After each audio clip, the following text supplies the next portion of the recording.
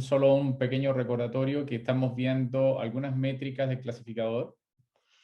En particular, las métricas que más nosotros vamos a trabajar van a ser las métricas de accuracy o exactitud, que básicamente, si ustedes se fijan en la fórmula, es la suma de los elementos que están en la diagonal, es decir, los true positive, true negative, dividido por el conjunto total de datos que tenemos. Esa es la exactitud, y en pocas palabras nos dice cuántos aciertos ha tenido el clasificador en particular. Eso es lo que nos dice esto. ¿Cuántos verdaderos aciertos tiene, tanto verdaderos positivos como verdaderos negativos? La segundo, el más importante que vamos a trabajar se llama o lo que estamos trabajando ya para poder entender si un clasificador es bueno o no, es la sensitividad o la sensibilidad más que nada. La sensibilidad es la relación que existe entre los true positive y todos los positivos que existen. Es decir, aquí es la suma de los true positive y los falsos negativos. Recuerden que la tabla de confusión, cómo se lee, que es importante porque igual casi todas las preguntas que van a tener que ustedes responder están muy relacionadas con la tabla de confusión. Ya que básicamente R va a calcular el modelo, ustedes tienen que primero saber efectivamente construir el modelo, qué modelo voy a ocupar, etcétera, pero además tienen que interpretar bien sus métricas y es importante que entiendan muy bien lo que significa la tabla de confusión. Solo para explicar un poquitito, mientras estoy admitiendo a más alumnos dentro de la sala, antes de entrar directamente en el tema de la clase, recordatorio de lo que es la tabla de confusión, se lee de arriba está la referencia, es decir, que son los valores reales, y al lado están los valores que uno predice, o sea, básicamente que el modelo predice. Entonces uno lee de ahí verticalmente, entonces mirando hacia abajo, el que está en la primera columna son todos los eventos positivos, por lo tanto uno compara el evento positivo con el evento predicho. Este es el evento real y este es el evento predicho, y cuando coincide acá me da el número de verdaderos positivos capturados por el clasificador. Si uno se mueve hacia abajo, esto sigue siendo un evento positivo, pero el clasificador lo puso en los no eventos, es decir, en las fallas. Es decir, estos realmente son casos positivos, por lo tanto, en realidad son falsos negativos, porque el clasificador lo colocó como negativo cuando en realidad eran eventos o eventos positivos, según el clasificador. Por lo tanto, esa parte de acá se llama falsos negativos. Lo mismo acá, no evento significa falla. Es decir, estos que están acá, el conjunto de números que va a aparecer aquí en la tabla, el clasificador lo puso como positivo cuando en realidad eran negativos, según dice, según la columna, no evento, ¿no? Falla. Por lo tanto, esos son los falsos positivos, porque en realidad eran negativos y los puso como positivos. Y los true negatives son los que están entonces acá, que coinciden el no evento con el no evento. ¿Ok? Entonces, repito, continuando con las métricas, después de sensibilidad viene la especificidad. Si ustedes se fijan, especificidad es lo mismo que sensibilidad, pero para la clase negativa. Es la capacidad que tiene el clasificador de detectar correctamente la clase negativa. Entonces, es true negative dividido por todo lo negativo que existe. Lo negativo que existe es todo lo que está en la columna, sería FP más TN, es lo que está debajo. Bien, eso es lo que se llama, disculpe, la FP más TN, que es lo que está en el denominador de la especificidad.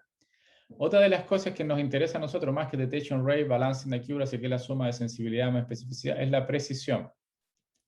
La precisión se define como de todo lo que es positivo, cuánto realmente capturó el clasificador. Es decir, el clasificador sería lo true positive dividido por todo lo que realmente es true positive más los falsos positivos. Es básicamente es la precisión de todo lo que capturó él. Es decir, si uno se refiere a esta grafiquita, este círculo que está acá, indica todo lo que capturó el clasificador. Entonces, todo lo que capturó el clasificador son los true positive más los falsos positivos, porque realmente eran negativos. Y entonces, eso es lo que capturó el clasificador. De todo lo que capturó el clasificador, ¿cuánto realmente es positivo? Eso es lo que captura la precisión. ¿Ok? Entonces, a grandes rasgos, esas son las métricas más importantes, pero ahora voy a hablar un par de ellas que también son importantes, que empezamos a hablar en la clase pasada. Esto es la pizarra de la vez pasada. Y aquí escribimos que la sensibilidad, como les decía, que era todos los casos positivos derivados por los positivos, pero uno puede definir en particular la sensibilidad, también se le denomina como True Positive Rate, y hay veces que se escribe como TPR en lugar de la palabra sensibilidad. True Positive Rate, o la tasa de positivos verdaderos, básicamente lo que es. Y esa tasa también se puede definir como 1 menos los falsos negativos rates.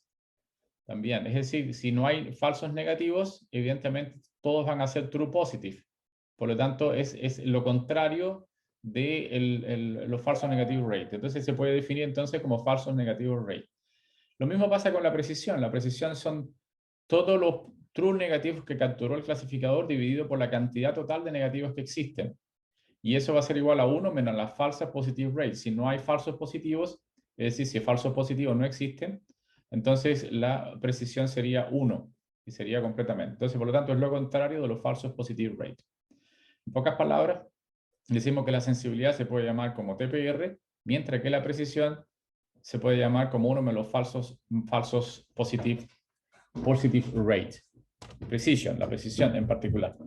¿Ok? Entonces, uno tiene que básicamente capturar la precisión y la especificidad para la parte negativa también, ¿no? Entonces, lo que quedamos en la última clase era mostrar que había una curva que le llamábamos la curva ROC, que es algo así como Received Operated System, Operating,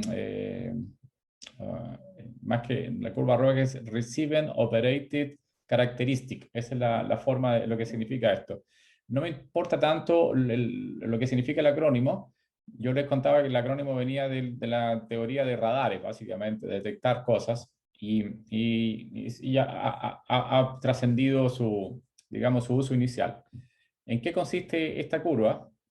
La curva significa emplotear los false positive rates, es decir, la tasa de falsos positivos versus la tasa de positivos o la tasa de positive rate o la tasa de positivos, de verdaderos positivos.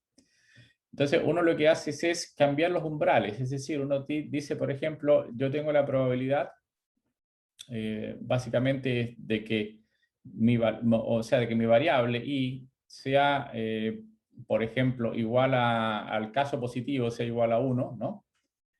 Básicamente uno dice que si esta probabilidad es mayor a 0,5, ese es el umbral, entonces uno dice que estamos en la clase, le decimos que i efectivamente tiene un valor 1, o estamos en la clase positiva. Y habitualmente si i es igual a 1, va a ser menor que el 0,5, lo tomamos simplemente como que la clase va a ser 0. Pero esto es lo que le llamamos el umbral 0,5 que uno lo toma por defecto. Pero ¿qué tal si nosotros podemos cambiar este umbral de alguna manera? Es decir, que no sea 0,5, sino que sea variable. Entonces partimos con un umbral muy alto aquí debajo, es decir, del orden de 0,99 por decir algo, o decir 1. Y por supuesto que la probabilidad no puede ser mayor que 1. Entonces acá no tenemos ningún caso ni positivo ni negativo acá todavía capturado. Pero empecemos a bajar el umbral. Es decir, el umbral a medida que me voy desplazando por la línea vertical va disminuyendo y eso implica que yo voy a estar disminuyendo este umbral y voy obteniendo positivos, voy obteniendo valores positivos, es decir, la clase positiva, por lo tanto empieza a aumentar el true positive rate porque voy a capturar la clase positiva fácilmente, digamos. Pero ¿qué pasa? Que llega un momento en que yo debilité mucho el umbral. Es decir, ¿qué significa debilitar el umbral? Que yo disminuí mucho el umbral. Entonces, por ejemplo, me bastaría para decir que P es igual a 1, por ejemplo, que fuese mayor a 0,1, muy bajito en particular. Entonces, ¿cuál es el problema de este?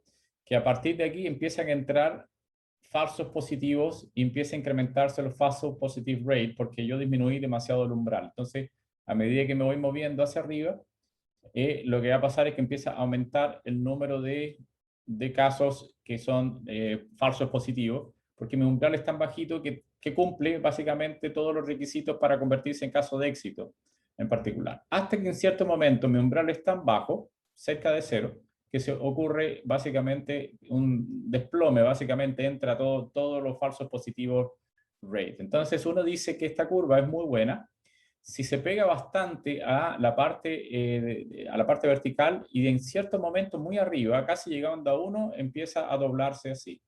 Por ejemplo, ¿qué significa una curva como esta? Si yo tengo una curva que viene así, con otro clasificador, yo puedo decir claramente que este clasificador, este que está en azul, es más malo que el de arriba. ¿Por qué es más malo que el de arriba? Porque básicamente cambié muy poquito el umbral y rápidamente empezaron a entrar falsos positivos en mi muestra. Por lo tanto, lo que uno quiere es que esta curva sea lo más alta posible. Y ¿cuál es la idea de cuál es el criterio para saber si esta curva es más mala, es mejor que esta, que el azul? Simplemente calculo el área bajo la curva. Entonces el área bajo la curva de la primera curva es esta, y el área bajo la curva de la segunda curva de la segunda va a ser esta. Por lo tanto, el área que está debajo de esa curva, que se llama AUC, area under the curve, básicamente es esto. Mientras más cercano a 1, mejor es el clasificador, porque el clasificador es más estable. Eso es a grandes rasgos lo que significa el análisis ROC, y uno lo que hace esto es pasarle a R el cálculo de esta curva, uno no lo hace a mano, y esto fue lo último que quedamos en la clase pasada. Un segundo, muestro qué es lo que teníamos en la clase pasada, ¿no? La clase pasada ya habíamos hecho una predicción sobre el caso de un conjunto de datos que corresponde a datos que son de tejidos que tienen cáncer, que pueden ser benignos o malignos. ¿Ok? Nosotros nos habíamos quedado, voy a quedar un poquitito, esta parte no lo hicimos porque era la parte de visualización, habíamos hablado ya por ejemplo, un segundo, voy a usar Caret directamente acá. Yo lo dejé en los resultados que habíamos tenido en la última clase. Habíamos usado Caret para que nos diera la tabla de confusión, y teníamos esta tabla de confusión donde vemos que los true positive para el caso benigno, aquí la clase positiva es la clase benigna en particular, que está en la primera columna, y en la segunda columna está la clase negativa, que son la clase maligna. Entonces vemos que los true positive son 94, acá son los falsos negativos, los falsos positivos, y estos son los true negative, que son 37. Entonces vemos que la exactitud tendríamos que sumar 94 más 37, básicamente, y nos da una exactitud de, ¿cuánto es la exactitud? De 0,95. Esa es la exactitud, con un intervalo de confianza para esa exactitud, porque repito que nosotros habíamos tomado solo una muestra, pero Caret toma muchas muestras y calcula un intervalo de confianza para todas las muestras. Entonces decíamos que en particular este modelo era bastante bueno. ¿Por qué? ¿Basado en qué? En las características de sensibilidad, las características de especificidad que tiene que ver justamente con la clase negativa, la detecta correctamente, y la clase positiva también la detecta correctamente. También vimos con la balance accuracy, que es básicamente la suma de la sensibilidad más la especificidad partido por 2, es balanceada. Acá también me indica que la clase positiva que tomó fue la clase benigna. Por lo tanto, aquí tenemos ya todas las métricas que a nosotros nos interesaría. Después voy a hablar un poco más de las otras métricas, pero en principio, hasta el momento me interesa la accuracy, me interesa la sensitivity, la especificidad y la accuracy balanceada, que es la suma de la sensitivity más la specificity dividida por 2. Entonces, es un buen modelo en sentido de que puede detectar bastante bien, es sensible a la clase positiva, es sensible a la clase negativa, y tiene una exactitud razonablemente buena del 0,95. Bien, ahora yo quiero adicionalmente saber si ese modelo es estable respecto al umbral que yo elegí. El umbral para poder determinar acá fue el umbral 0,5 por defecto, pero ¿qué tal si cambiamos los umbrales? Y aquí empieza lo que se llama el análisis ROC. Si ustedes tienen alguna pregunta, me interrumpen, como yo no los puedo ver, no sé si hay alguien que tenga pregunta, y me interrumpe sin problemas, ¿eh? ¿Ok? Entonces, el modelo, yo aplico un comando que se llama predict dentro del modelo. Aplico modelo sobre mis datos testing, y ahora en vez de escribir la opción que teníamos response, que es la opción para que nos dé las probabilidades, yo voy a pedir que me dé los valores de decisión. Los valores de decisión son los valores que toma el sistema para predecir si yo pertenezco a una clase o a otra clase, a la clase 0 o a la clase 1 en particular. Es decir, si yo cargo esto, lo que tengo son los valores de decisión. Básicamente son los valores de decisión que toma la clase. Básicamente la predicción. Algunos pueden ser negativo o positivo porque trabaja con valores negativos y positivos. Los positivos van a estar asociados a la clase 1 y los negativos a la clase 0 en particular. ¿Sí? Entonces esos van a ser los valores que toma como valores de decisión. Por ejemplo, aquí está un valor de 1 punto algo, 7 algo, positivo, pero también tiene valores negativos. ¿Sí? Están, como predice básicamente valores a partir del modelo construido.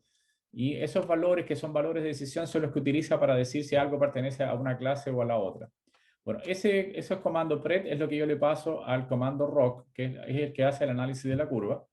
Y escribo que el predictor, aseguro que básicamente sea numérico, que la respuesta con la cual yo tengo que comparar es test class, que es básicamente la etiqueta de la variable target, que se llama class, en este caso, y los niveles, que además destacando los niveles a la clase class, que son básicamente 0 y 1, o benigno o maligno, más que nada.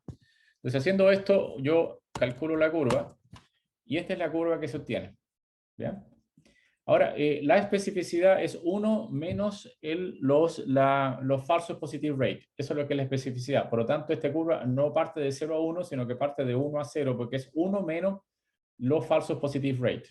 Entonces, recuerden que la curva yo le había dicho que eran los falsos positive rate versus los true positive rate. La sensitivity coincide con los true positive rate y la especificidad es 1 menos los falsos positive rate. Entonces, por lo tanto, es parte de 1 acá en vez de 0. Es un poco al revés la forma de escribir la curva. Si hubiese escrito directamente aquí falsos positive rate, debería partir de 0 también aquí.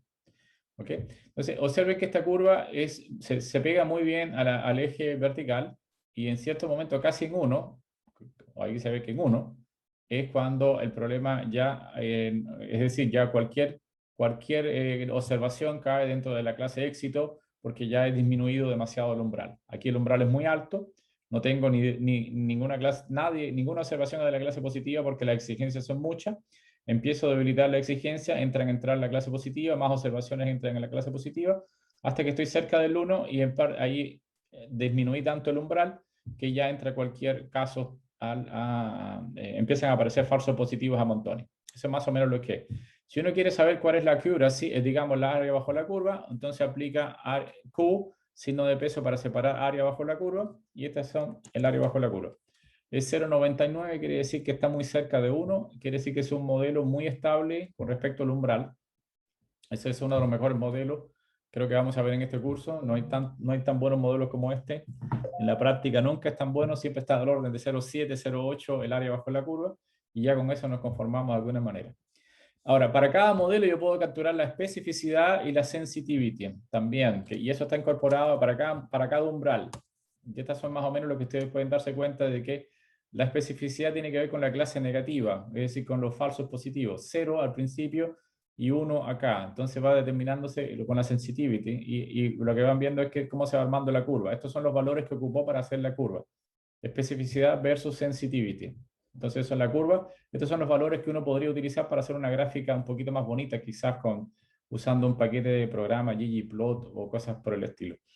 Ok, eso entonces es... ¿Qué va a pasar con el trabajo que tengan que hacer con la data? Ustedes simplemente van a tener que cambiar acá el nombre de la data, el nombre de la variable target, probablemente no se llame class, se llame de otra manera, y esa es la que tienen que ustedes justificar acá. Y tienen que construir el modelo anteriormente para hacer el PRET. No hay que cambiar absolutamente nada más, solamente interpretar correctamente la gráfica. Y en principio sería estos dos comandos que hay que ocupar para hacer el análisis de ROC o el análisis de estabilidad del modelo frente al umbral. Entonces, esos tres comandos que uno requiera, digamos, considerar. Esto es el plot simplemente con un color. Aquí, y estas tres cosas son para poder determinar lo que sale del análisis, en principio. Pero eso es todo lo que uno requeriría para hacer análisis de la curva ROC. ¿Alguna duda, pregunta antes de yo entrar al tema de la clase de hoy? Que esto es como el final, tratando de encontrar un mejor final para la clase pasada. ¿Alguna pregunta? ¿Se entendió lo que es el análisis de la curva ROC? Por lo menos intuitivamente. Todo claro por acá, profe. ¿Sí? Ok. Bien, entonces vamos a cambiar un poquito el tema. No es que el tema, sino el clasificador. En principio, el clasificador que vamos a ocupar ahora, o el problema que vamos a tener, o sea, repito, el problema que teníamos antes con el clasificador anterior, que es el de la regresión logística, es que la variable target solo puede tener dos valores posibles, o un 0 o un 1, o un benigno maligno, es decir, binario, tiene que ser binario. ¿Qué tal si ahora la variable target tiene distintas opciones? Por ejemplo, uno pudiera querer hacer un estudio hacer una encuesta frente a un producto determinado, o un conjunto de productos en principio. producto A, producto B. Por ejemplo, imagínense que yo tenga dos celulares, un celular, no sé, de la marca de Apple, cualquiera, un iPhone uno de, qué sé yo, coreano de esto en principio. Entonces, uno quisiera tener una serie de características, hace una encuesta tomando, no sé, 100 consumidores y le hace la encuesta. Y la encuesta tiene una serie de variables y cada consumidor llena su encuesta. Y le pedimos también que decida cuál de los dos o tres, vamos a poner tres ahora, porque repito, como estamos haciendo una posibilidad de que la variable target tiene distintas posibilidades, entonces ahora vamos a suponer que es mayor que 2, que simplemente tiene ahora la opción de tener un teléfono coreano, un teléfono de Apple o un teléfono de marca china cualquiera, por ejemplo, por decir estamos inventando un caso particular donde se puede hacer. Y hacemos una encuesta y cada persona marca cierta cantidad de cosas, qué sé yo, y la encuesta tiene una serie de características. Y le pedimos que decida sobre la base de lo que él llenó sobre esto. Y con eso registramos una data. Esa data la tenemos datos históricos. Entonces podemos ya detectar muchas cosas. Por ejemplo, podemos detectar la importancia que le da cada persona a cada uno de los factores, a cada una de las características. O sea, podemos determinar la importancia de las características para poder tomar decisiones. O podemos decir cuál simplemente de los teléfonos que nosotros le propusimos, las personas toman, digamos, les parece mejor que otros en particular y cómo. Entonces, lo que estoy tratando de decir que el método que podemos utilizar ahora es muy útil y se usa muchísimo en lo que se llama el choice model, es decir, el modelo de elección. En la toma de decisiones justamente se toma muchísimo.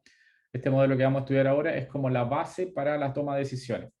Y además está decirle que hay institutos completos que se dedican a elaborar las mejores encuestas para poder usar el modelo de regresión logística multinomial que vamos a escribir ahora y el modelo te va a indicar muchísima información acerca de las características importantes, cómo la gente decide, etcétera, y las toma de decisión. Entonces, eso es una de las cosas, es uno de los temas que más se usa en la parte de mercado fundamentalmente.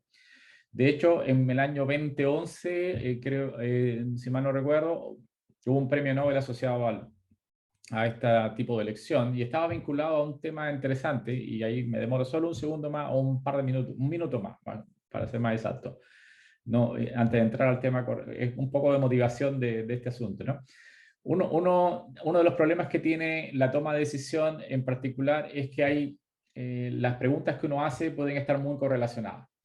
A propósito, creo que habíamos hablado un poquito de correlación y de que si uno elimina ciertas variables, mejora la predicción, a pesar de que uno puede pensar de que mientras más variables le incorporo, puede ser mejor. Pero imagínense un caso breve, nada más, como esto, que yo tenga que decidir eh, o ver qué es lo que prefiere un cliente con respecto a una venta de auto, por ejemplo. Tengo un auto que es un auto alemán de alta gama y de alto precio, versus un auto chino, qué sé yo, que tenga baja gama, bajo precio, qué sé yo, y otras características. Entonces le hago una encuesta a la gente donde incluyo que si prefiere un auto alemán, si prefiere un auto de alta gama, si prefiere, qué sé yo, alto precio, bajo precio, etcétera. Estoy hablando de un asunto hipotético. El problema es que las personas no deciden correctamente si yo tengo una encuesta de esa manera. ¿Por qué? Porque ser alemán de alta gama y alto precio son variables que de alguna forma están correlacionadas. Entonces no sabría saber si la persona elige porque es alemán, porque es alto precio o porque es de alta gama. En principio están tan correlacionadas que no sabría decir, en principio, cuál es la variable importante para poder decidir. Porque estoy hablando de un caso extremo, no lo tomen como el caso típico, es un caso básicamente de entender que las variables pueden complicarse unas con otras. Entonces, hubo un periodo dentro de la economía donde decidieron que iban a hacer la mejor encuesta posible. La mejor encuesta posible significaba que tomar las preguntas de forma tal que las variables tuviesen la menor correlación posible una con otra. Y nos fuimos al extremo, vámonos al extremo, nada se relaciona con nada en la encuesta.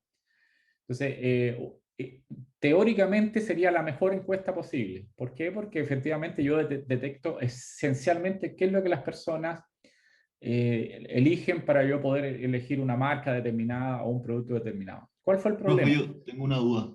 Dale. Esto no tiene nada que ver con el ROC, ¿cierto? Con el... No tiene que ver con el ROC. El ROC, terminamos hasta aquí. El ROC justamente tiene que ver con los umbral. Los umbral de que yo le permito a la probabilidad para poder decidir si pertenece a una clase u otra. Desafortunadamente, la curva ROC no me sirve y no va a servir cuando tengo distintas clases más allá de dos. Solamente sirve para una target binaria, nada más. Es decir, Perfecto, esta curva pero ROC que acabamos de ver solamente sirve para lo binario y lo que acabo de decir es lo que uno utiliza siempre como una métrica más dentro de mi modelo, de la estabilidad del modelo. Lo sí, que estoy entonces, hablando ahora, sí, dale, pregunta. no, que a mí me quedó una cosita en lo del ROC, que Dale. cuando preguntó pensé que tal vez le iba a explicar después, pero no. Eh, que como, a mí el diagrama este ROC me ayuda o me sirve para poder elegir un umbral o no necesariamente. No. La curva ROC lo único que te indica es cuán estable es de alguna manera sí te sirve. ¿Por qué? Porque si tú, recuerda que tú vas partiendo en el eje vertical, si tú te vas moviendo en dirección hacia arriba, lo que estás haciendo realmente el modelo, o lo que está haciendo el análisis ROC es disminuir el umbral. Entonces va disminuyendo el umbral, y en cierto momento, como disminuiste el umbral, dentro de la clase positiva entraron muchos falsos positivos, que realmente eran de la otra clase porque las exigencias que tú le pones a la clase de éxito disminuyeron al disminuir el umbral. Entonces, en algún momento tú lo que quieres decidir es usar un modelo distinto, y cuando yo hablo de modelo distinto, porque yo puedo construir ahora, solamente tenemos en nuestra caja de herramientas, solo tenemos la regresión logística, pero vamos a tener después muchos más dentro de la caja de herramientas, y yo tengo que decidir cuál modelo voy a ocupar. La primera tanda de decisiones tiene que ver con las métricas de sensibilidad, especificidad, accuracy. La segunda tanda de comparación tiene que ver con el ROC, con la curva ROC. Es decir, aquel modelo que se desvíe más rápidamente lo desecho.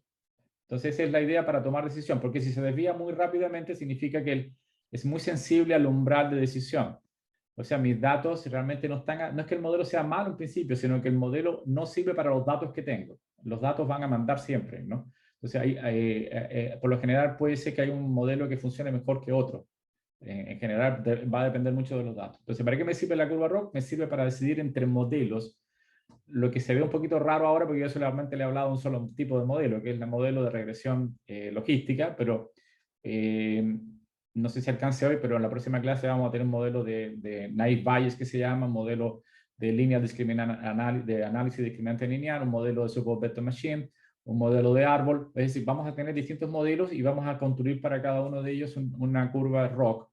Y en dependencia de los datos y en dependencia del AUC, es decir, del área bajo la curva que te dé cada modelo, tú puedes identificar este modelo es mucho mejor que otro.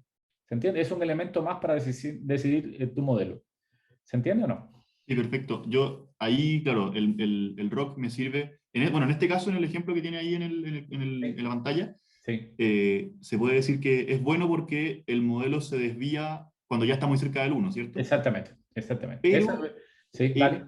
me queda la duda, ¿cómo, tal vez no se puede, pero cómo yo puedo elegir un buen umbral viendo el ROC? Te das cuenta cuando se dobla la curva, básicamente. Es decir, tú puedes identificar en qué momento entra un mayor número de casos negativos dentro de tu muestra. Es decir, si el desvío es muy amplio, básicamente yo me quedaría con un buen umbral. Aquí da lo mismo. El umbral está más relacionado con 0.5 en adelante, digamos. Y a ver, es una métrica más que te ayuda a decidir. Esa es la primera cosa que uno tiene que entender. Las métricas son métricas, ayudan a decidir. Al final uno tiene que tomar decisión si su modelo es correcto o no. La toma de decisión respecto al umbral no depende tanto de esa métrica de la curva ROC. Depende más bien de lo que tú quieres exigir. Yo creo que les comenté un poquito de si el banco, por ejemplo, quiere prestarle dinero a un cliente, por ejemplo, y ese cliente, él tiene que hacer una clasificación usando un modelo de regresión logística, por ejemplo, si el cliente es bueno o es malo, de acuerdo a su historial de pago. Bueno o malo significa que no paga sus deudas en particular, que es un tipo con peligro, un riesgo, es una evaluación de riesgo de cliente. Entonces, en principio, el banco puede tomar decisiones respecto a al umbral que él quiere colocar. Por ejemplo, yo tengo, imagínate que estoy en un banco y el banco tiene poca plata, no quiere prestar mucha plata, no quiere arriesgarse. Entonces, ¿qué hago? Subo el umbral. Mi umbral, entonces, para que no entren falsos positivos en mí. Supongamos que los positivos son los buenos clientes. Para que no entren falsos positivos, es decir, malos clientes en mi bolsa, subo el umbral a 0,9. Por supuesto, voy a dejar afuera un montón de personas que pueden ser buenos clientes, pero yo soy el que pongo el umbral. El umbral lo pongo para que entren buenos clientes nada más, digamos, sufriendo de que me pueden quedar buenos clientes afuera. Ah, Por el, perfecto. sí, Entonces, ahí en este caso, en el rock que tenemos en la sí, pantalla, eh, yo podría, no es que pueda elegir un umbral que sea como bueno, sino que puedo saber cómo me puedo variar ese umbral, o sea, cómo me conviene a exactamente. mí, si es que yo quiero dejar más ¿Cuál es entrar de los exactamente lo que acabas de decir? Es decir, yo tengo es decir, como ya una métrica que me dice hasta cuánto yo puedo abusar del umbral. Es decir, yo puedo mover un poco el umbral y este modelo que tengo es tan bueno que yo puedo mover el umbral y exigirle mucho. No 0,5, sino voy a exigirle 0,7, 0,8 y voy a seguir teniendo buenos resultados. ¿Por qué? Porque este modelo no entra en falsos positivos. Recuerden que acá este es un modelo relacionado con cáncer benigno y maligno, donde creo que benigno era la clase positiva. Es decir, si yo aumento mucho el umbral, me conviene, pero puedo dejar fuera gente que realmente sean benignos y le estoy diciendo que es cáncer maligno a las personas. Lo cual no es tan Perfecto. malo, no es tan malo. Yo creo que la variante al revés es la mala. Es decir, decirle a una persona que tiene cáncer benigno cuando en realidad es maligno, ¿no? Pero en principio, en este caso, tengo que cuidarme mucho. Mi modelo tiene que ser, a ver, las métricas, repito, son interpretables y uno las utiliza para mejorar su modelo y buscando, pero el contexto es sumamente necesario e importante para las explicaciones de lo que quiero hacer. Y ese es lo que yo le estoy tratando de dar argumentos para que ustedes justifiquen las preguntas, justifiquen de acuerdo a lo que están evaluando, ¿sí? Entonces, igual, las métricas van a ser importantes, pero nunca se queden con, ya, profesor dijo que 0,7 era una buena métrica y como es 0,7 todo es bueno. No, no es así. Todo va a depender del modelo, de lo que estés estudiando. ¿Entiendes? Entonces, por lo tanto, tú dices, sí, la métrica es 0,7, pero tenemos un problema con la sensibilidad porque dejamos fuera un montón de la clase positiva y el modelo solamente tiene una accuracy de 0,7, sin embargo su sensibilidad es 0,5, quiere decir que es malo para capturar la clase positiva. Entonces, ese tipo de cosas es lo que necesito que ustedes como incorporen dentro del lenguaje para poder explicar Y en el caso de la curva ROC, nuevamente, me dice si la curva ROC tiene un área bajo la curva de 0,7, mientras que el otro modelo tiene un área bajo la curva de 0,8, me voy a quedar con el modelo 0,8, que es más estable respecto al umbral que yo elija. Y adicionalmente puedo decir, mira, yo puedo variar el umbral hasta 0,5 en principio y no hay hasta 0,7 y sigo teniendo la clase positiva correctamente. Si la bajo a 0,3, me entran tantos casos negativos porque se dobló la curva justamente demasiado abruptamente a 0,3 el tema. ¿Ok? Entonces, ese es Perfecto. los criterios que uno va a evaluar. Sí, muchas gracias. Lo que estamos haciendo ahora, ¿sí? ¿Pregunta? Ah, no, ¿No? no, le decía que gracias por la Ah, ya, explicación. ok. Bien, lo que estamos haciendo ahora, repito, estoy tratando de hacer una introducción hacia el problema que tiene, no es ahora binario, la clase target, o disculpen, la variable target no es ahora binaria, sino que ahora puede tener varios casos en particular. Le estaba poniendo el ejemplo de que yo puedo decidir entre distintos productos basado en una encuesta. Esa es una de las formas. Donde la encuesta, entonces los valores que le dan los consumidores a la encuesta, estos son mis variables predictoras o predictivas, y la variable target va a tener distintas, digamos, etiquetas, que pueden ser producto 1, 2, 3, 4, 5, auto 1, auto 2, auto 3, etc. Estoy diciendo que es muy utilizado en la toma de decisiones con respecto a productos. Incluso antes de sacar al mercado, hacen una encuesta sobre lo que la gente, sobre lo que los clientes realmente prefieren del tema. Yo les decía que había un problema con la encuesta y era solamente un comentario, pero para terminarlo, la encuesta tiene un problema porque tiene variables que están demasiado correlacionadas y uno no puede a partir de la encuesta detectar efectivamente cuál es la variable que en principio permite tomar decisiones a las personas. Y que en un tiempo se pensó que había que generar la encuesta óptima. La encuesta óptima significaba que ninguna variable esté relacionada con la primera o con la segunda ni con la tercera, hacer todas las variables lo más diferentes posibles para que uno pueda identificar justamente cuál es la variable en la toma de decisión. El único problema es que ese tipo de avance teórico o de pensamiento teórico un poco más académico tropezó con un problema serio que era el ser humano. El ser humano tiene un problema muy serio y porque la mente del ser humano está construida de una forma determinada que viene con la evolución, etcétera, etcétera. Si tú le pones una encuesta que tiene más de 10 preguntas, que ninguna de ellas se relaciona con la primera, el ser humano entra en problemas cognitivos, digamos, se anula de alguna manera y empieza a decidir por una variable que es la más sencilla de todas, el que tiene menos precio. Entonces, básicamente, son variables equivocadas y las personas empiezan a decidir justamente simplemente por la variable que le parece más rápida y más sencilla. Se agotaron mentalmente. Entonces, esa pequeña reflexión que les cuento fue un premio Nobel en el año 2011. Y en el año 2002 ya venía un premio Nobel que se llama Racionalidad Acotada. Son 2 premios Nobel solamente por identificar cómo el cliente toma decisiones con respecto a productos económicos. Y no existe entonces la mejor encuesta. La mejor encuesta hay que buscar como un intermedio entre la mejor encuesta y la más mala. Ese es más o menos el balance. ¿Y por qué? Porque el encuestado tiene una racionalidad acotada y no quiere perder el tiempo decidiendo porque su mente se entró en convulsión, básicamente. Y no, entonces, por eso, por ejemplo, no sé si esos letreritos negros y esas cositas negras que hablan de alto sodio, que tienen todos los productos, en realidad es un número limitado, no puedes subirlo más, no puede ser más específico. ¿Por qué? Porque las personas no sabrían tomar decisiones y tomarían decisiones de acuerdo a, ya, cuántas cositas negras hay, esa es la que me llevo. No, nunca como que el detalle le interesa mucho a la gente, al consumidor. Y no es un problema de ser más tonto o menos tonto, sino un problema de que así está construida tu mente. Tu mente construye para tomar decisiones y es una gran cosa en particular. Y tiene que ver, y ahí me extendí mucho, pero ahí termino mi cháchara, tiene que ver con un problema de evolución del cerebro, justamente. Porque hay decisiones que tú tomas sin pensarlas, a pesar de que eres, puedes ser el ser más racional del mundo, hay decisiones que tú tomas sin pensar prácticamente porque tu cerebro te protege de caer justamente en un problema de decisión muy complejo. Y eso es lo que no tiene la inteligencia artificial todavía. La heurística que tiene el cerebro para decidir en casos complejos, que pueden no ser los óptimos, pero son los que te permiten sobrevivir. Y imagínese el caso, por ejemplo, de que llegue un león y un león te va a atacar. Tú vas a estar a pensar cuál es la mejor forma de correr, o si voy a correr a paso tanto, si voy a correr a la izquierda, a la derecha. No, tú te arrancas simplemente porque tienes que decidir y racionalmente tú no lo decides, que simplemente tú, digamos, corres.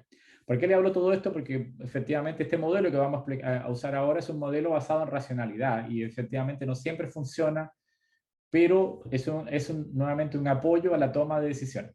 ¿Okay? Entonces, sin más, entremos, por ejemplo, a Canvas, por favor, para que... Un segundo, estoy acá, voy a entrar a Zoom. Entren a módulos, por favor, para copiar el código. Yo voy a salirme de pantalla por el momento para poder,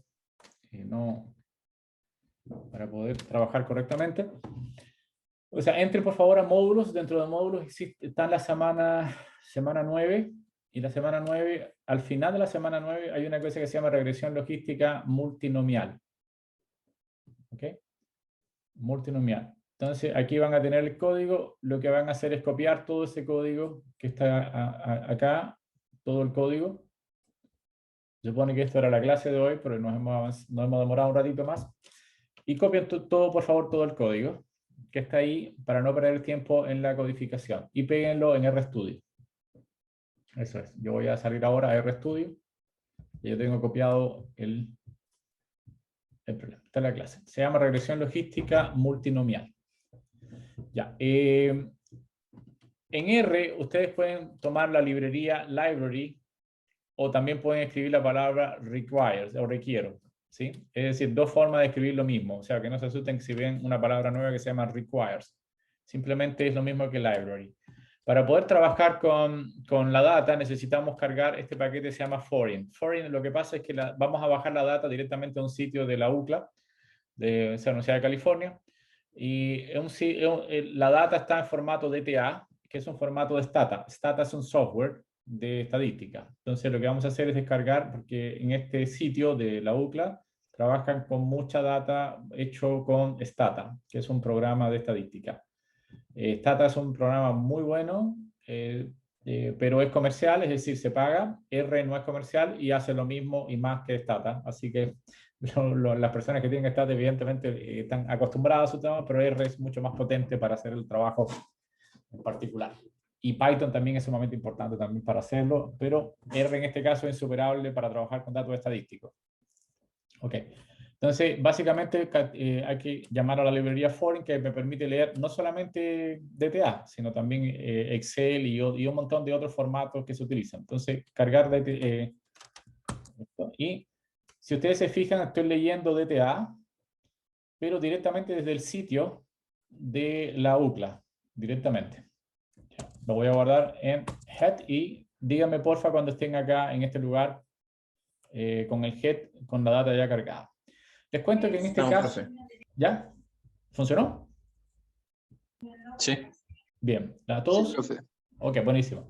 Ya, entonces le cuento rápidamente sobre la data. Nosotros no vamos a trabajar con todas las variables, solamente con algunas para poder, porque en este caso yo voy a tratar de explicar de qué se trata el cuento, ¿no? Bien, esta es una corporación de educación en Estados Unidos, justamente en California, que hizo una encuesta con 200 alumnos. Más que una encuesta, es básicamente la data de 200 alumnos. La data contiene una prueba, la prueba de lectura, la prueba de lenguaje, la prueba de matemática y los scores, los puntajes en particular. La prueba de ciencia, qué sé yo, en general. También, bueno, tiene el sexo, tiene... ¿qué más? Bueno, hay más cosas dentro de esto, los ID y el género, etcétera, etcétera. Y las datas que vamos a utilizar nosotros va a ser el SES, que se llama. El SES significa, es como el estatus socioeconómico, o Social Economic Status, las siglas en inglés, que se divide en tres categorías, low, middle y height, es decir, bajo, medio y alto. Y la idea es decidir que los alumnos, ver qué eligen los alumnos de acuerdo a tres programas que ofrece la Corporación Educacional. Esto es PROC, va a ser nuestra variable target. Los alumnos eligen entre tres programas, que son vocacional o vocation, un programa general, y no hasta aquí se llama un programa académico. Tienen tres programas, el académico, el vocacional y el general. Y la idea de este modelo es tratar de determinar si un alumno, de acuerdo a su estatus socioeconómico, de acuerdo a la prueba de lenguaje, de acuerdo a la prueba de lenguaje, estas son nuestras dos variables que vamos a tomar como variables explicativas o variables predictoras. De todas ellas podemos hacer este estudio con cada una de ellas, o con todas, pero solamente para los efectos de poder entender bien de qué se trata el problema. Voy a elegir grade, el puntaje o el score en lenguaje, y voy a elegir SES como variable predictora. Y voy a elegir PROC como variable que quiero predecir a qué programas van a tomar los alumnos. Esto me permitiría hacer lo siguiente. Me permitiría, por ejemplo, sabiendo el estatus socioeconómico, de acuerdo a un índice low, middle, height, y de acuerdo a lo que el alumno saca en la prueba de lenguaje, yo podría fácilmente detectar la probabilidad de que un alumno prefiera un programa vocacional, un programa general o un programa académico. Académico significa prepararte para la universidad, vocacional significa para un técnico justamente, y un general es cuando no tienes ninguna decisión, puedes entrar en vocacional o en académico, depende del progreso que vas haciendo. Entonces, más o menos, no sé si se entiende la puesta en escena del problema. ¿Ok? ¿Sí o no? ¿Se entiende de qué se trata el problema? Sí, profe. Bien, ok. Lo primero que vamos a hacer entonces es seleccionar nuestras variables, y para eso voy a ocupar el comando select. El comando select es un comando que está contenido dentro de deplir. Deplir es el paquete en particular. Pero si yo coloco deplir, dos puntitos, select, no necesito cargar el paquete deplir, sino simplemente el select el comando select va a ser sacado de deplir directamente. Y esta es una forma de escribir que aconsejo mucho por lo siguiente, porque select es un comando que pertenece a muchos paquetes. Entonces, R puede tomar el paquete que está cargado en el momento para usar select y puede empezar a darte mensajes de error. ¿Por qué? Porque simplemente el select del paquete que tú no sabes cuál es el que está cargado tiene una forma distinta de ser llamado. ¿Entiendes? Entonces, yo aconsejo siempre que, como la mayoría de las veces vamos a ocupar deplir, porque deplir es el comando más, digamos, el paquete que más sirve para trabajar con la data, escribir de esto de esta manera. Eso es para que se entienda. Entonces, la forma es la siguiente. Yo parto con la data ML, es decir, toda la data. Después voy a conectarlo con comando select y voy a elegir las 3 variables que me interesan elegir. Y esas las voy a guardar en datos. Es decir, si yo escribo aquí head de datos, lo que hice fue simplificar mi data a 3 cosas. 2 variables independientes y una variable target. Como la variable target tiene 3 etiquetas, es decir, tiene vocacional, general, aunque no aparece acá, porque podemos ver, por ejemplo, escribiendo algo así como unique datos, signo de peso, programa, me doy cuenta que hay 3 niveles, vocacional, general y académico. Es decir, son etiquetas de 3, no es un problema binario, por lo tanto no puedo usar regresión logística. Esa es la primera cosa que debo darme cuenta. Regresión logística la puedo ocupar cuando tengo un problema binario, por aquí es trinario, digamos, tiene 3 opciones. ¿Ok? Ahora podemos hacer un estudio breve, muy breve, más que un estudio, echar una miradita a la data, y uno lo puede hacer usando tabla, de que me relaciona cuánto hay de cada uno, es decir, en dependencia del sex, del estatus socioeconómico, yo puedo ver que en el programa general hay 16, hay 19 en académico y vocacional hay 12. ¿Okay? En el middle hay 20, 44, 31 y en alto hay programas académicos. Entonces, mirando solo la data, mirar la data sin hacer ningún análisis posterior, yo me doy cuenta que, por ejemplo, las personas de estatus socioeconómico alto se concentran fundamentalmente en programas académicos, es decir, programas que lo conducen a la universidad, mientras que los que están en load están más distribuidos. ¿Ok? No sé si se entiende que más o menos la tabla me está indicando ya algún dato, pero a partir de la tabla yo no puedo decir nada en principio, no puedo como no es una evidencia concluyente, solamente es un aliado para poder entender mejor los datos. ¿Ok? ¿Se entiende, no? Hasta ahí. Entonces, por ejemplo, ahora estoy ocupando un comando with, que significa con los datos, fabrícate ahora, es decir, es una forma completamente idéntica a la de arriba, pero observen la diferencia y que quiero llamar la atención, que si alguien quiere usar el comando with sería interesante, porque la diferencia entre esta y esta es que si yo aclaro con with que voy a ocupar los datos, no tengo que colocar signo de peso. Aquí arriba tengo que usar signo de peso para identificar la variable dentro de datos, pero si yo le estoy indicando ya a R que voy a trabajar con datos, entonces puedo hacer la tabla directamente con los nombres de las variables. With. ¿Okay? Entonces es muy útil si alguien quiere hacerlo. Si esto de arriba es correctamente preferible, digamos, si estás apurado, pero con el with también es interesante porque funciona muy bien. Bien, lo que quiero hacer ahora es simplemente seguir trabajando con la data. Los datos voy a agruparla. No sé si alcanza a hacer todo hoy, pero bueno, porque ahora se va a ir complicando. Pero quiero agrupar ahora por programar y quiero saber cuál es el valor medio del lenguaje por cada programa. Y además le voy a agregar la desviación estándar. Haciendo esto, me estoy indicando que las personas que, por ejemplo, tienen, digamos, que toman el programa general, está más asociada a un puntaje de 51.3, el programa académico 56 y la vocación está más asociada a 46. Estas son las desviaciones estándar. Entonces, en pocas palabras, me doy cuenta de que las personas que tienen menos puntaje en la prueba de lenguaje prefieren vocacional y que las personas que tienen mucho más, digamos, no mucho más, sino evidentemente no es tanta la diferencia, pero que tienen un mejor, digamos, puntaje dentro de la prueba de lenguaje, prefieren un programa más académico. Entonces ya de alguna pista me está indicando de que el estatus socioeconómico y también la prueba de lenguaje me dicen por qué las estudiantes de alguna manera eligen entre 3 programas. Esa es como la primera parte, pero ahora quiero hacerlo bien. ¿Qué sentido hacerlo bien? Quiero hacer un modelo que me permita determinar los efectos que tiene el lenguaje y el estatus socioeconómico sobre la elección de uno de los 3 programas que está ofreciendo la corporación en general. ¿Se entendió hasta ahí todo? Esa es como la previa, digamos, es como para entender un poquito lo que estamos trabajando. ¿Se va entendiendo hasta ahí? Sí, profe. Ya, ok.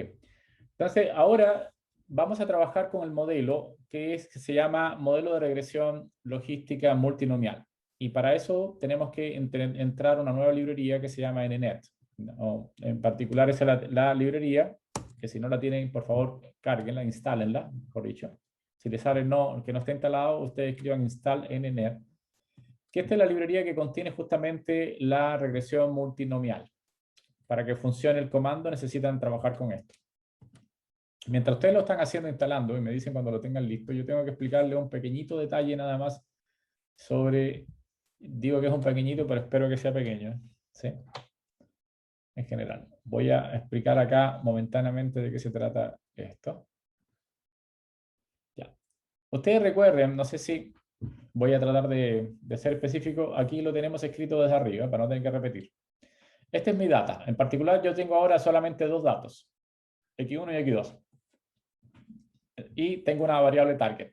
La diferencia ahora es que la variable target no solo tiene valores 0 y 1, sino que tiene valores ahora 0, 1 y 2, ¿no?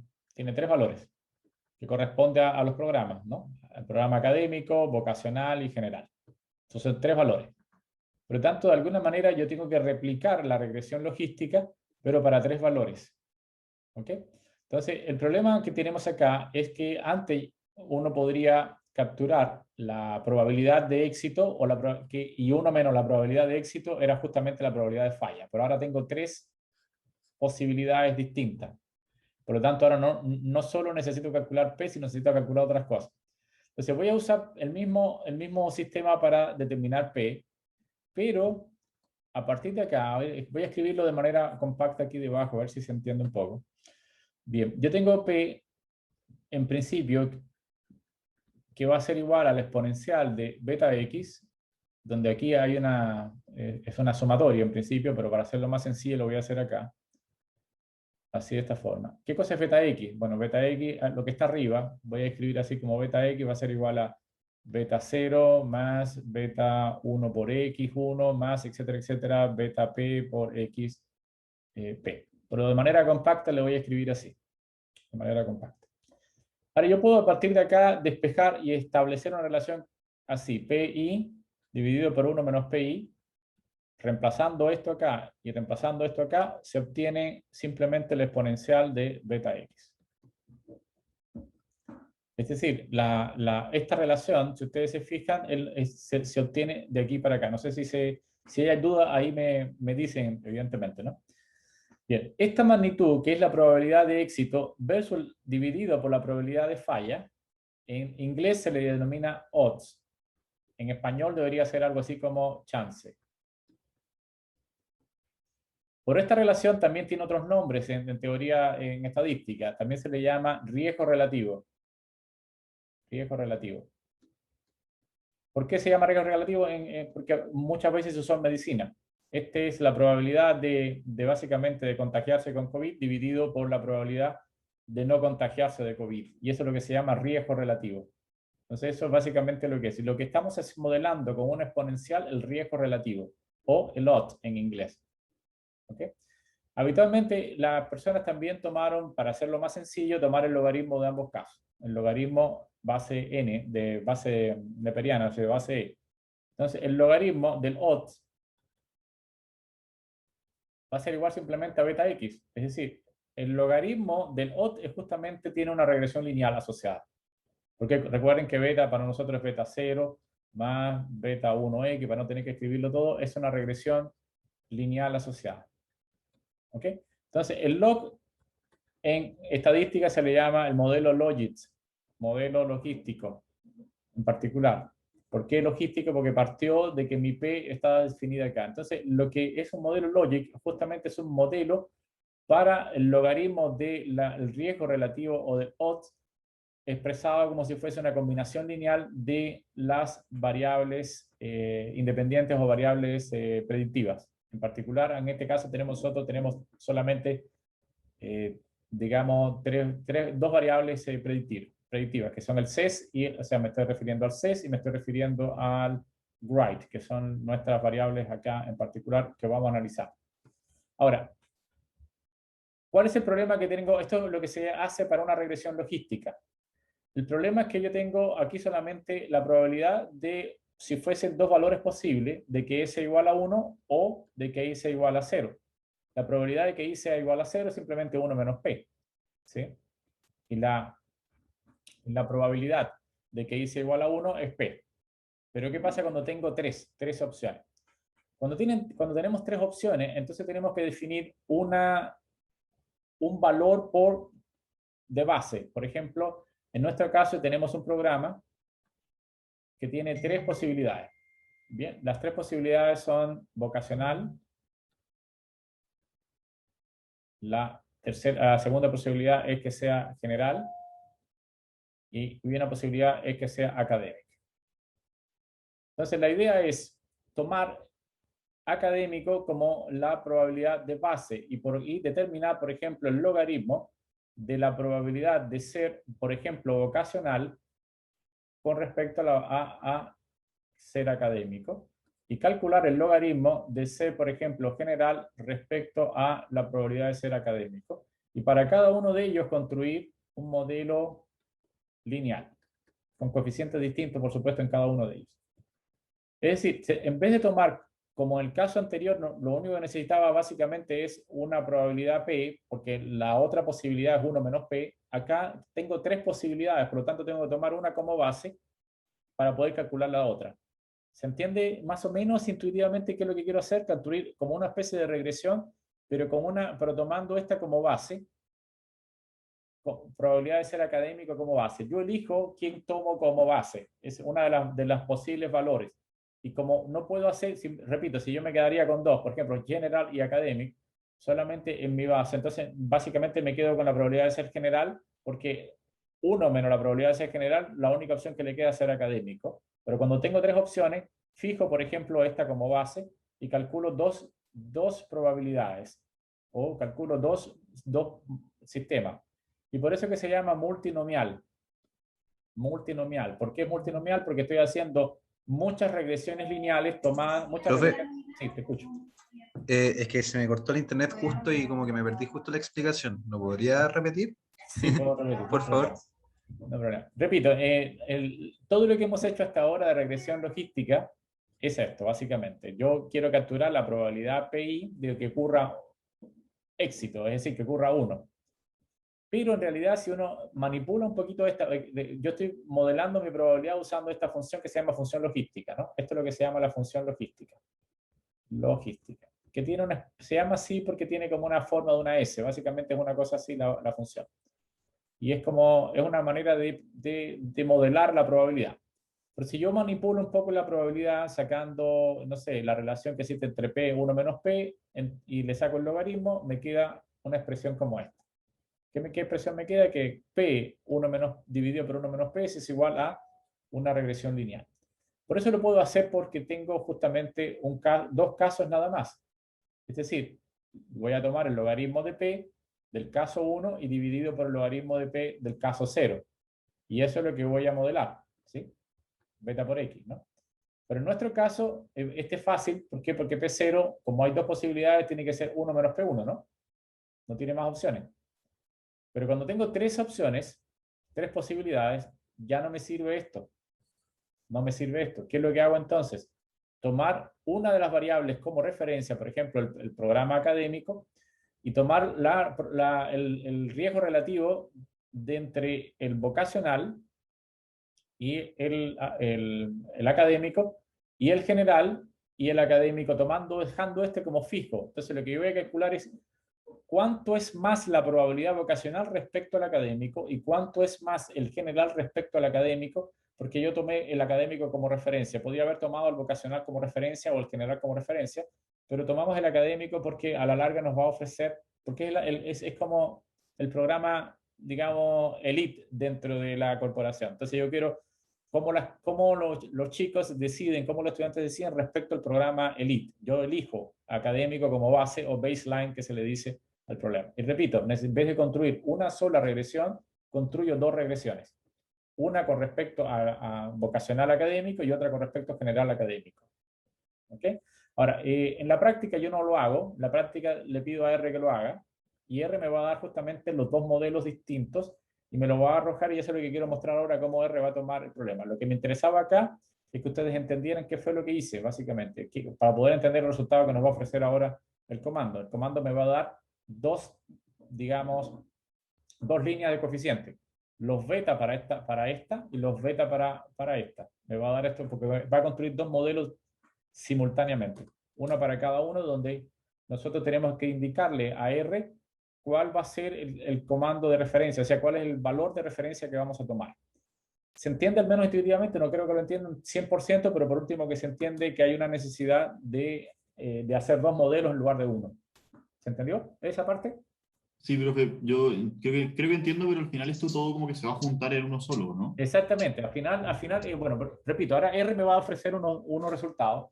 Y si yo no entiendo muy bien qué fue lo que me arrojó, como que es difícil entender.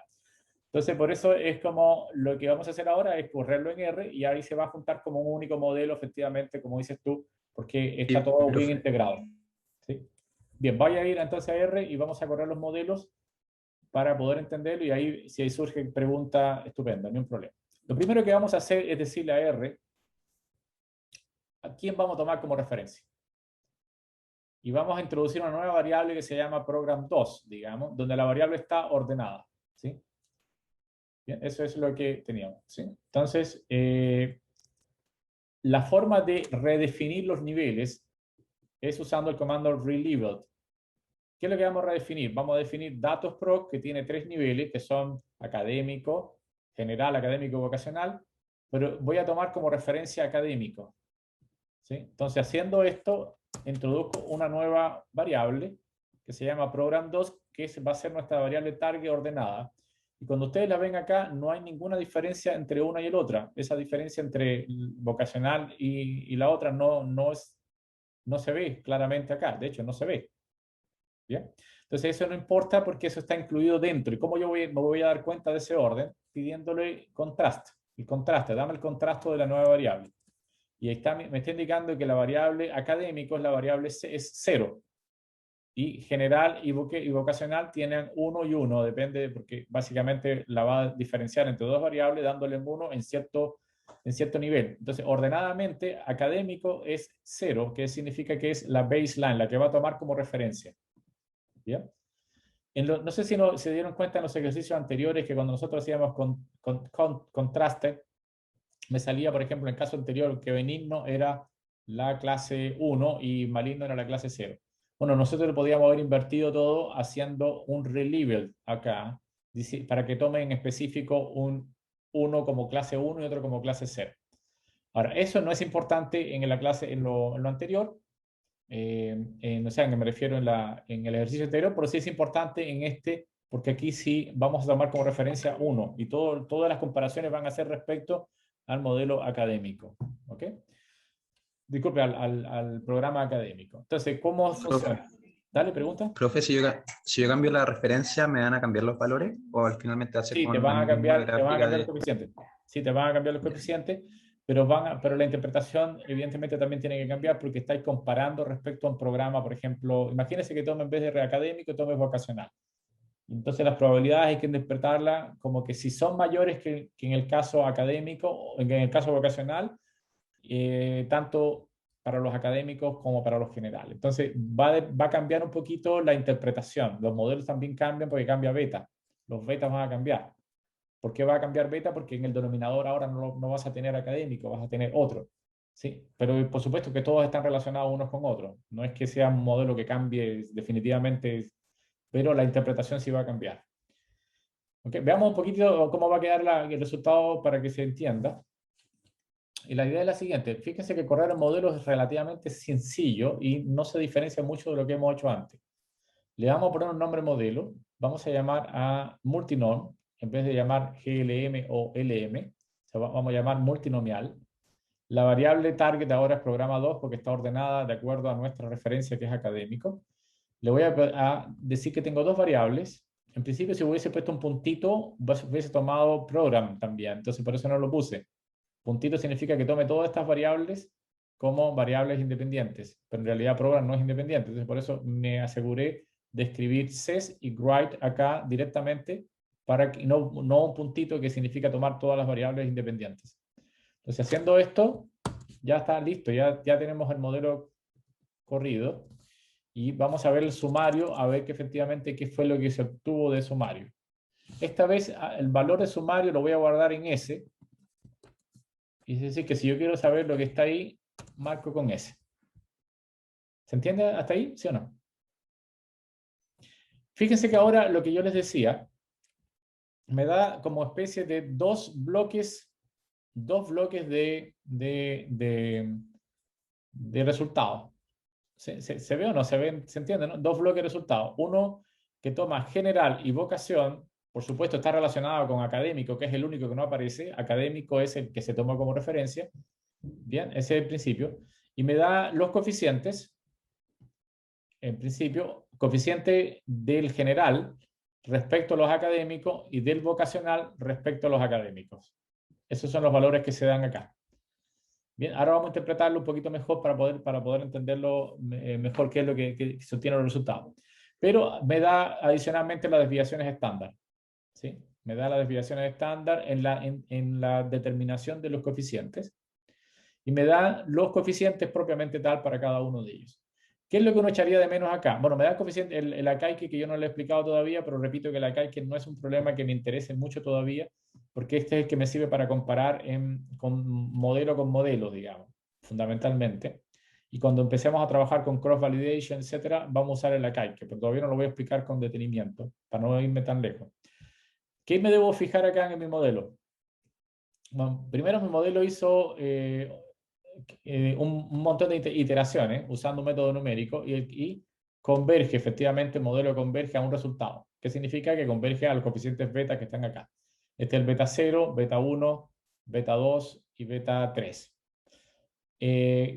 Todos comparados con respecto a al modelo académico. Por ejemplo, voy a copiar este momentito que está acá para poder para entenderlo. Y voy a ir a la pizarra un momentito para poderlo, no sé si me permitirá hacer esto en la pizarra o no, no lo he hecho nunca. Ahí me escribió estos numeritos que están acá, pero ¿qué significa el intersecto? Este es el beta 0. Entonces, la idea es la siguiente.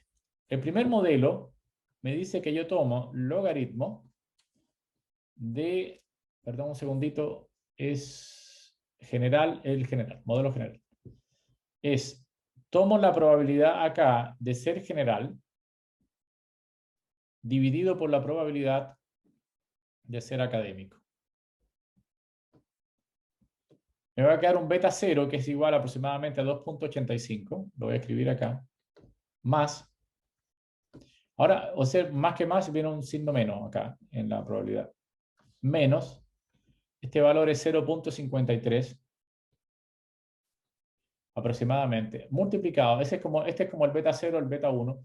Pero un segundito, observen si ustedes están mirando lo que salió de R. Aquí hay una variable que se llama SES, que es la variable de estatus socioeconómico, pero middle. Esta variable puede tomar un valor 1 cuando justamente está en middle, es decir, en el medio, o puede tomar valor 0 cuando ocurre el próximo coeficiente. El próximo coeficiente es 1.1, ¿sí? Por la variable ses height, más el otro coeficiente, o menos, disculpen, menos el coeficiente que sería 0.057 multiplicado por la variable right. Ya, eso es lo que ocurrió con el primer modelo. Con el segundo modelo ocurrió lo mismo, pero en este caso sería vocacional, no lo voy a escribir, pero con el problema académico. Pero acá también hay una serie de valores que corresponden al otro conjunto de coeficientes que están acá. Entonces, esto fue lo que construyó el modelo. Este fue el modelo construido por... Un segundo, acá me... perdón, no puedo borrarlo. En fin. Bien, esto es lo que me está aportando el modelo. Y ahora en principio, me gustaría analizar un poquitito el modelo antes de seguir adelante, ¿no? En principio, ¿qué es lo que obtengo a partir del modelo? Primero me doy cuenta de lo siguiente, que, a ver si, el primer caso, Gray, por ejemplo. Si Gray cambia en una unidad, por ejemplo, si Gray cambia en una unidad, es decir, cambia en 1, ¿cómo se modifica el riesgo relativo? ¿Qué creen ustedes? El riesgo relativo para mí es bueno, aquí es el logaritmo del riesgo relativo. Eso es lo que estoy diciendo. Entonces tengo la probabilidad, o el cociente de la probabilidad general dividido por la probabilidad de ser académico, del modelo académico. Por ejemplo, imagínense que esté fijo, todo está fijo y yo moví en una unidad Wright. Y todo lo demás no existe, digamos. Supongamos que no existe, yo moví en una unidad. Imagínense por el momento que todo esto sea 0. ¿Qué pasa cuando yo cambio Wright en una unidad? Lo hago crecer en 1. ¿Qué le va a pasar a esta relación? ¿Se incrementa la relación o disminuye la relación? ¿Qué creen ustedes? A grandes rasgos, así, mirando esto de acá. Repito, supongamos este 0, 0 no existe, y solo hice disminuye porque está en negativo. Está en negativo. Entonces, ¿qué significa esto? Que a mayor Wright, a medida que crece Wright, la gente que prefiere, académico o general. No te escucho mucho, parece que está un poco mala la internet ahí, no, o es la mía o no sé. Te escuché muy poco. ¿Aló? ¿Me escucha? Sí, lo escuchamos, profesor. Ya, perfecto. ok. No, alguien tenía problemas de internet. Ya, ok. ¿Qué es lo que hacía, profe? Al segundo. Ya. La idea es la Sí. siguiente. Nuevamente, repito, supongamos que Wright se incrementa, o que se incrementa en una unidad para hacerlo más sencillo. Si se incrementa en una unidad, entonces le estáis quitando 0.057 a la relación que existe, al logaritmo de la relación de riesgo, digamos. Entonces, si le estáis quitando, significa que el denominador de alguna manera está ganando con respecto al numerador, ¿no? Porque es negativa la relación, ¿no?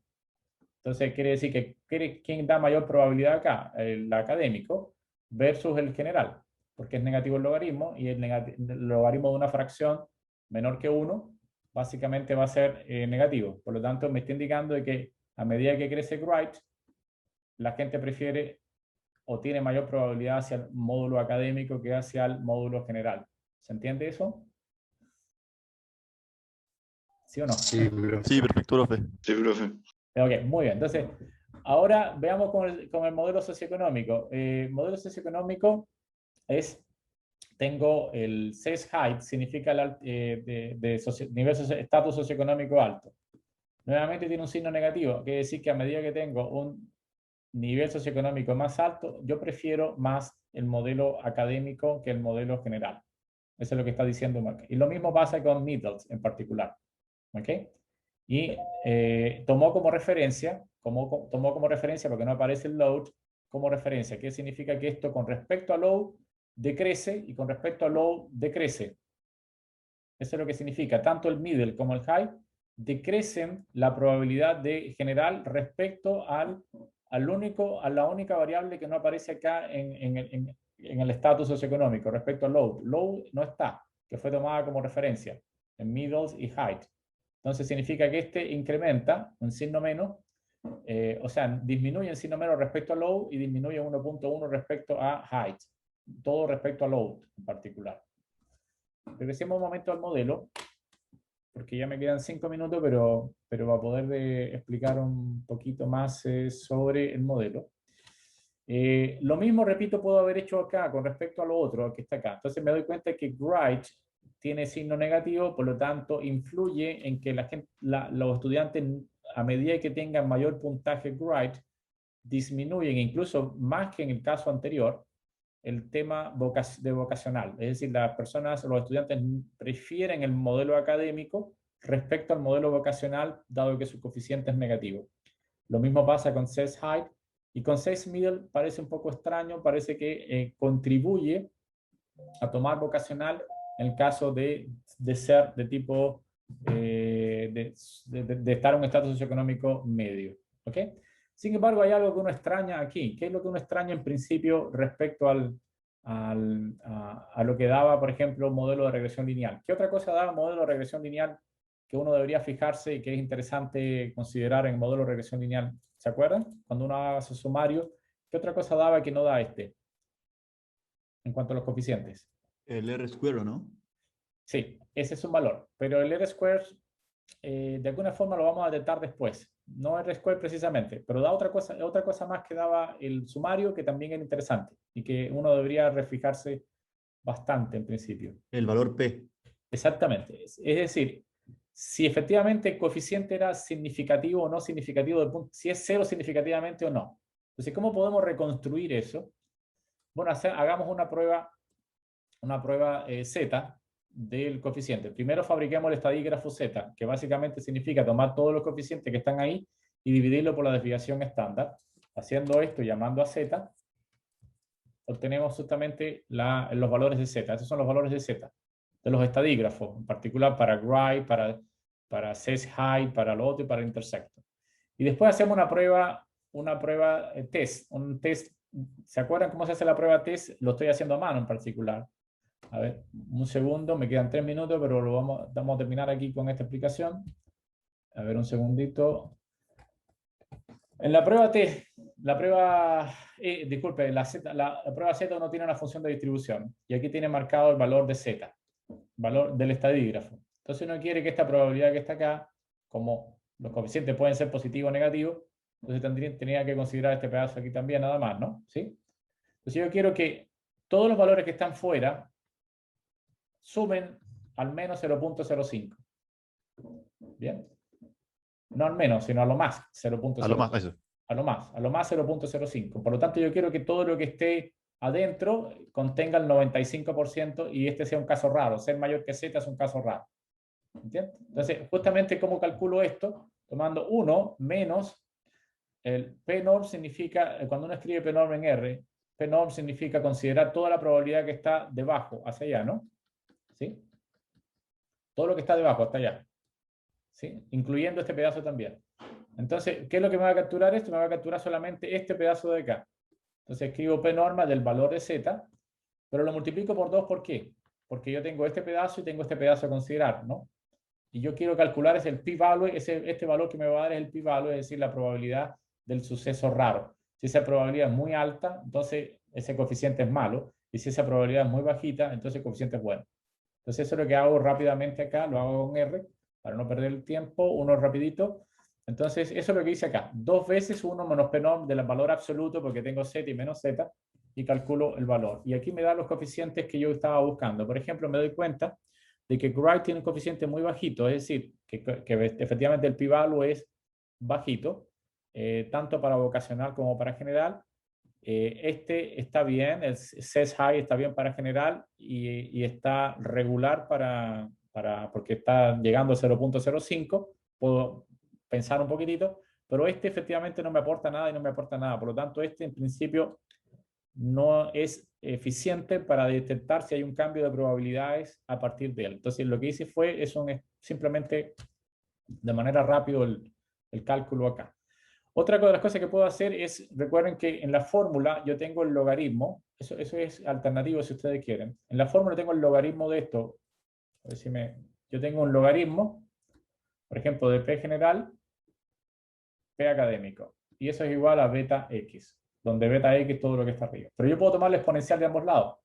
La exponencial de ambos lados de beta X, y de este lado me queda justamente la relación que existe entre general y la académico, es decir, lo que se llama el riesgo relativo. Entonces, ¿qué pasa con el riesgo relativo? Que ahora yo exponencio los coeficientes y aquel coeficiente que sea menor que 1 significa que esta va a ser más chica que esta, y aquel coeficiente que sea mayor que 1 significa lo contrario. Entonces, en vez de interpretar con logaritmo, viendo los signos más o menos, veo exponenciando si es mayor o igual que 1. Entonces, otra forma de interpretarlo, si les parece mejor, al exponenciar los coeficientes, aquellos coeficientes que sean menores que 0 influyen a favor de académico porque es el denominador, y aquellos coeficientes que sean más encima de 1 influyen positivamente porque el numerador es mayor. Pero fíjense que acá, por ejemplo, en vocacional, en SES Middle es 1.3. Es decir, pero como este coeficiente es malo en el sentido de que es casi cero, este coeficiente no me va a interesar para que me aporte a vocacional. Simplemente voy a fijar en grade, que es un buen coeficiente, que es menor que 1, y 0,94, que es menor que 1, quiere decir que los alumnos que tengan mayor grade van a tener más tendencia a no tomar general, sino a tomar académico. Y lo mismo acá, los alumnos que tengan mayor grade, es decir, mayor puntaje en lenguaje, van a querer tomar académico respecto a vocacional. ¿Ok? Dejémoslo hasta acá, chicos. Yo sé que fue como duro entenderlo, pero básicamente, si ustedes se fijan, lo que hicimos con los comandos son muy sencillos. Solamente tuve que construir el modelo, hacer un sumario, hacer esto para primero capturar el valor de z, esto para identificar qué coeficiente es y interpretar si es positivo o negativo para poder entender. Antes tuve que haber indicado qué voy a tomar como referencia. A grandes rasgos parece difícil y complejo, pero no es tan dramático como se ve a primera vista. ¿Alguna duda, pregunta? Sí, profe, yo tengo una pregunta. En este caso, como que la regresión logística y la logística de ahora, ¿cómo era? Multinomial. Multinomial, Sí. son basadas en la región, la regresión lineal, ¿o no? Sí y no. Uno lo que puede ser es, puede decir que el logit, es decir, el logaritmo de la tasa de riesgo, es básicamente una regresión lineal. Pero Claro, en la práctica uno no toma, o sea, es como la metodología para poder encontrar los coeficientes no es exactamente un método de mínimos cuadrados. Es otro método que uno utiliza, que es lo que se llama método de máximo likelihood, que hablamos un poquito en la clase pasada. Entonces, para determinar los coeficientes, a ver, en principio es casi lo mismo que una regresión, por eso de ahí el nombre de regresión. Principio. Pero la forma de construir los coeficientes beta no es exactamente la misma de mínimos cuadrados. Ese es lo único, hasta ahora, en principio no he querido meterme tanto en el tema de hallar los coeficientes y se lo dejo, por ejemplo, a R. Cuando yo llamo al comando multinom, él se encarga de darme los coeficientes. El método de hallar los coeficientes es maximizando una función de coste que se llama likelihood o la probabilidad de que ocurra el suceso completo tal y como está escrito, digamos, con las variables cuales están escritas dentro del modelo. Entonces, claro. eso. Pero mi duda es más bien como si es que alguno de estos métodos al final puede ser como no lineal, por así decirlo. Sí, No entiendo. una línea recta, claro. No, lo que estamos viendo ahora es justamente modelos lineales. Es que tú bien llamaste la atención sobre eso. En este momento, repito, yo empecé, tienes la data la visualizaste, la exploraste, qué sé yo. Bien, estupendo. Segundo punto, no sé, componentes análisis componentes principales, para echarle una miradita a qué combinaciones mis variables son importantes, etcétera, etcétera. Tercer punto, empezamos a modelar. El modelo que estamos trabajando ahora, el primer modelo de todo se llama modelo lineal o de regresión lineal. Entonces es un modelo de regresión lineal. El segundo modelo que estamos trabajando, que es más bien para clasificación, tiene que ver con regresión logística. Eso ya es un modelo no lineal. ¿Por qué? Porque ya está, más que no, a ver, no es que sea no lineal, sino que es un modelo que se denomina modelo lineal generalizado. Por eso el comando que usamos anteriormente era GLM, General Linear Models. Es como generalizar la linealidad, pero no para la variable target, sino para la probabilidad de la variable target. ¿Se entiende? Es que es como, sigue siendo un modelo lineal, pero no solo la variable target, como lo hacía el regresión lineal. Entonces, en realidad es una no lineal porque estás ocupando un modelo donde hay una función logística, hay una exponencial, dividido por 1 menos la exponencial. Entonces, el modelo es esencialmente no lineal, pero lineal para la tasa de riesgo. ¿Se entiende más o menos Sí, la idea? perfecto. Entonces, por eso te decía, estamos en lo que se llama modelando a la larga, estamos extendiendo la linealidad un poco más allá. El primer modelo no lineal que vamos a ocupar ahora va a ser el próximo encuentro, que va a ser un modelo bayesiano, donde la no linealidad empieza a llegar, y el modelo de support vector machine, donde hay no linealidad de partida. O sea, es una parte con modelos no lineales para resolver los problemas. Pero ahora estamos extendiendo lo máximo que podemos la linealidad, hasta donde nos llega, digamos. De hecho, mucha gente trabaja solo con esto nada más y no se dedica a ningún modelo no lineal porque no se entienden tan bien como los modelos lineales. Así que eso. Sí, perfecto. Y otra duda con respecto a eso, cuando Sí. son los modelos lineales en el fondo, sí, son más simples de trabajar, son más rápidos de hacer, Sí. pero los modelos no lineales son, o sea, los modelos lineales son casos particulares de los modelos no lineales, ¿cierto? No tan así. Sería rico hacer tenerlo, pero no es tan así. Es que son modelos distintos. Depende de... Tú puedes... A ver, tú puedes en lugar de hacer una regresión logística, o disculpa, hacer una regresión lineal, en vez de colocar las x, poder escribir x al cuadrado. O escribir, por ejemplo, x por x, qué sé yo. Efectivamente, en esos casos sí, el modelo de regresión lineal es un caso particular de ese tipo de modelo. Pero cuando tú haces, por ejemplo, un modelo de support vector machine, no lo puedes llevar a un modelo lineal de regresión lineal como el que estamos viendo ahora, sino a un modelo de regresión no lineal directamente. No lo puedes llevar a linealidad. Repito, nuevamente, si yo no estoy haciendo, por ejemplo, no estoy ajustando curvas a x con variables de tipo x al cuadrado o x1 por x2, donde hay términos de interacción. No lo estoy ocupando por el momento, solo estoy quedándome con los términos lineales. Y bien dices tú que efectivamente es un caso particular de esos modelos de regresión no lineal, pero hay otros modelos como el modelo bayesiano que vamos a ver, o un modelo de support vector machine donde no se reducen a estos modelos de regresión lineal, simplemente son otros modelos completamente distintos. Entonces, hay que cuidarse un poco porque en realidad no son casos especiales, solo si yo voy a ocupar regresión no lineal directamente, digamos. Ahí sí, esto es un caso especial. Eso es. Entonces, repito, los modelos lineales son muy útiles y por lo general casi resuelven casi todos los problemas, por lo general que uno tiene en principio. Por lo general, el primer modelo así como que capturó la no linealidad de manera bien fue el support vector machine, y ahora los modelos no lineales más sofisticados son los llamados modelos deep learning, que básicamente a grandes rasgos, así hablando muy por encima, son modelos que utilizan regresiones logísticas en muchísimos nodos, es decir, haciendo muchas neuronas, y hace como regresiones logísticas en cada una de ellas, y en muchas capas haciendo regresiones logísticas en cada una de ellas. Eso es muy a grandes rasgos explicado. Entonces, la no linealidad es muy captada muy bien por los que se llaman los modelos deep learning o modelos de redes neuronales. El único problema que tienen esos modelos es que no los puedes interpretar correctamente. Funcionan, pero no sabes por qué. Ese es el problema. Entonces, Una caja negra. es una caja negra, exactamente. Entonces, ese es el problema que tiene. Por eso es que uno parte con ¿qué? Parte con todos los modelos lineales porque los entiende, entre comillas. Son hartamente complejos en todo caso, no son triviales, pero los entiende hasta el mínimo detalle en general. Pero efectivamente, si quieres hacer algo muy sofisticado, tendrías que tomarte un modelo de deep learning, que son los que ahora son los más notorios, pero te echas a perder el problema de que no entiendes qué fue lo que hizo. A la larga no entiendes mucho qué fue lo que hizo. Solo sabes que funciona bien. Nada más. Eso.